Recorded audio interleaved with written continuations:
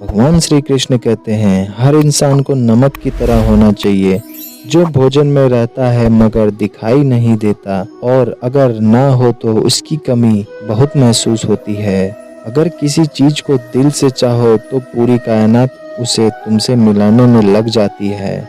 जब मैं तुम्हारा हौसला आसमान तक जाएगा, याद रखना कोई ना कोई पंख काट कर जरूर आएगा।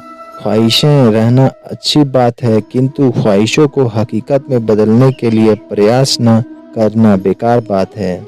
जो अपने कदमों की काबिलियत पर विश्वास रखते हैं वो ही अक्सर मंजिल को पहुंचते हैं। प्रत्येक कार्य अपने समय पर होता है, जैसे पौधों में फूल और फल अपने समय पर आते हैं।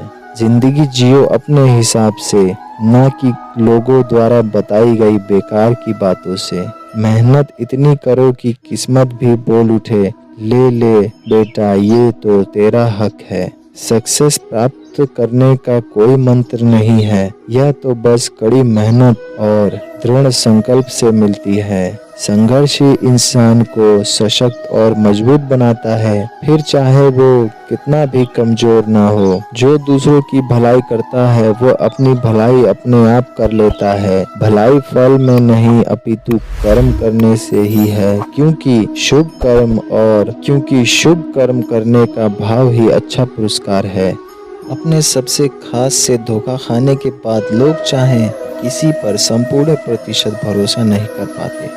यही सत्य है। भगवान श्री कृष्ण जी कहते हैं कि हमें किसी से भी अंधा प्यार नहीं करना चाहिए। हमारा किसी के प्रति अंधा प्यार हमें कभी भी आगे बढ़ने नहीं देता। अधिक प्रेम भी व्यक्ति को बुद्धिहीन कर देता है।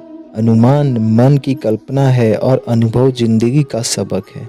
सच्ची खुशी तभी होती है जब आपकी सोच, कथन और कर्म में समानता हो। जीवन में निराश नहीं होना चाहिए। जैसे तेल समाप्त हो जाने के बाद दीपक बुझ जाता है, उसी प्रकार कर्म के क्षीण हो जाने पर भाग्य भी नष्ट हो जाता है।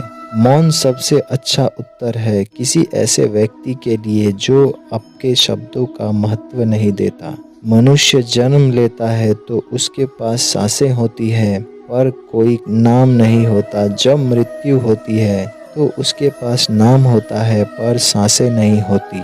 इसी सांस और नाम के बीच की यात्रा को जीवन कहते हैं।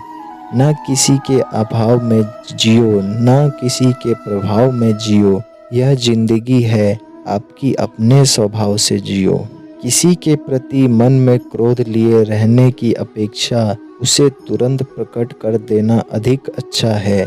जैसे क्षण भर में जल जाना देर तक सुलगने से अधिक अच्छा होता है। इंसान चाहे जितना भी खुद को व्यस्त रख ले, जिससे वो प्रेम करता है उसकी यादों से वो नहीं बच सकता। समय कभी नहीं रुकता। आज यदि बुरा चल रहा है तो कल अवश्य अच्छा आएगा।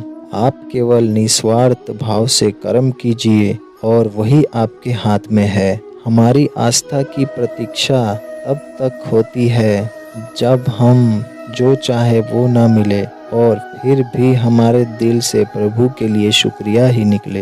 दया होनी चाहिए, कमजोरी नहीं। ज्ञान होना चाहिए, अहंकार नहीं। माता पिता बनना अत्यंत सुखद अनुभव है। उत्साह से जीवन जीना और स्वयं पर महारत हासिल करना खुशी देता है। जिस व्यक्ति के विचार मैले हैं, जो लापरवाह है और धोखे से भरा हुआ है, कोई कुछ भी बोला स्वयं को शांत रखो। धूप कितनी ही तेज हो, समुद्र सुखा नहीं सकती। मन की गतिविधियों, होश, श्वास और भावनाओं के माध्यम से भगवान की शक्ति सदा तुम्हारे साथ है और तुम्हें बस लगातार एक साधना की तरह प्रयोग कर सके सभी कार्य कर रही है। तुम उसके लिए शोक करते हो जो शोक करने के योग्य नहीं है, और फिर भी ज्ञान की बातें करते हो। बुद्धिमान व्यक्ति ना जीवित और ना ही मृत व्यक्ति के लिए शोक करते हैं। तुम अपनी पीड़ा के लिए संसार को दोष मत दो, अपने मन को समझाओ। तुम्हारे मन का परिवर्तन ही तुम्हारे दुखों का अंत है। अगर तुम अपना कल्याण करना चाहते हो तो सभी तरह के उपदेशों, सभी धर्मों को छोड़कर मेरी शरण में आ जाओ।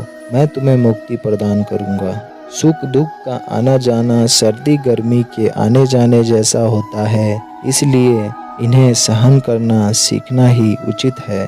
धर्म चाहे जो भी हो, इंसान बनो, हिसाब हमारे कर्मों का होगा, धर्म का नहीं। तुम्हारा मोह ग्रस्त होकर अपने कर्तव्य पथ से हट जाना मूर्खता है, क्योंकि इससे ना तो तुम्हें स्वर्ग की प्राप्ति होगी और ना ही तुम्हारी कीर्ति बढ़ेगी।